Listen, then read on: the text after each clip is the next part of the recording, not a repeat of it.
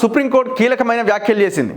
ఎవరి మీద? ముఖ్యమంత్రి రేవంత్ రెడ్డి మీద. ఎందుకు చేసింది? దేనికోసం చేసింది? ఈ ఉప ఎన్నికలు ఎట్లొస్తాయని అసెంబ్లీలో రేవంత్ రెడ్డి మొన్న మాట్లాడింది. బై ఎలక్షన్స్ ఎట్లొస్తాయి? దేనికి?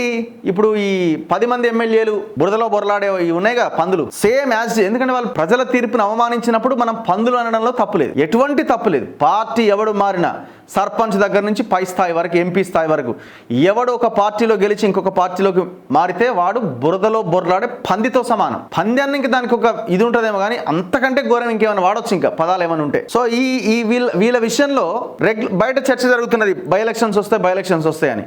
అసెంబ్లీలో ముఖ్యమంత్రి ఎట్లొస్తాయి బై ఎలక్షన్స్ అని ఒక స్టేట్మెంట్ ఇచ్చిండు. సుప్రీంకోర్టులో నిన్న విచారణ సందర్భంగా సుప్రీంకోర్టు క్వశ్చన్ చేసింది, ముఖ్యమంత్రి అసెంబ్లీలో ఎట్లా మాట్లాడతాడు? కోర్టు కేసు పెండింగ్ లో ఉన్నది, వాళ్ళు పార్టీ మారారు, బీఆర్ఎస్ ఎమ్మెల్యేలు పార్టీ మారిన తర్వాత కూడా బై ఎలక్షన్స్ రావు అని ముఖ్యమంత్రి అసెంబ్లీలో చెప్పడం అనేది ఎంత కరెక్ట్ అని కోర్టు కొంత అసహనం వ్యక్తం చేసింది. చాలా సీరియస్ అయింది.